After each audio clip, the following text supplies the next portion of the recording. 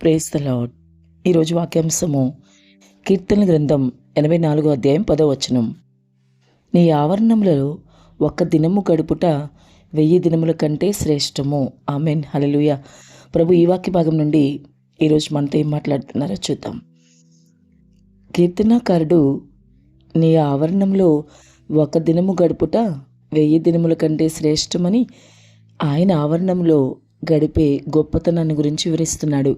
వింటున్న సహోదరి సహోదరుడా, ఈరోజు నీవైతే ఎటువంటి వ్యక్తివి? నీ దేవుని సన్నిధిని నీవు ఇష్టపడే వ్యక్తివేనా? నీ దేవుని సంఘంలో నీవు ఉండగలుగుతున్నావా?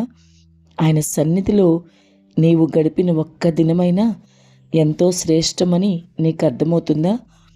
ఆయన సన్నిధిలో ఆయన్ని స్తుతించే అనుభవం అసలు నీకుందా? ఒక్కసారి ప్రశ్నించుకో. కీర్తనాకారుడైతే దేవుని సన్నిధి తనకి ఎంతో ఇష్టమని చెప్తున్నాడు. ఆయన ఆవరణంలో గడిపిన ఒక్క దినము ఎంతో శ్రేష్టమైందని కూడా భరోసాగా మాట్లాడుతున్నాడు. ఆయన సన్నిధిలోనే సంపూర్ణ సంతోషం ఉందని కీర్తనాకారుడికి తెలుసు కాబట్టి ఆ విధంగా చెప్పగలుగుతున్నాడు. మరి ఈరోజు నీవు కూడా కీర్తనాకారుని వలె నీ దేవుని సన్నిధిలో సంతోషించగలుగుతున్నావా? కీర్తనాకారుడికి ఉన్న అనుభవం నీకుందా? మరి ఒకసారి ఆలోచించు. ఆయన సన్నిధిలో ఈ లోకంలో నీకు ఎక్కడా దొరకని ఆనందం దొరుకుతుంది. అంతేనా? ఈ లోకంలో ఎవ్వరూ నీకు ఇవ్వలేని సంతోషాన్ని ఆయన మాత్రమే నీకు ఇవ్వగలడు.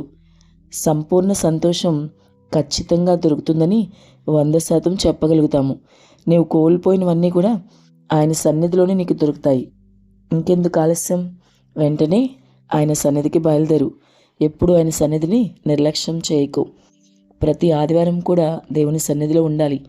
వీలైనంత ఎక్కువగా సంఘంతో కూడుకుని దేవుణ్ణి ఆరాధించాలి. ఆయన సన్నిధిలో ఒక్క దినము గడుపుట 1000 దినముల కంటే శ్రేష్టము. ఆమెన్.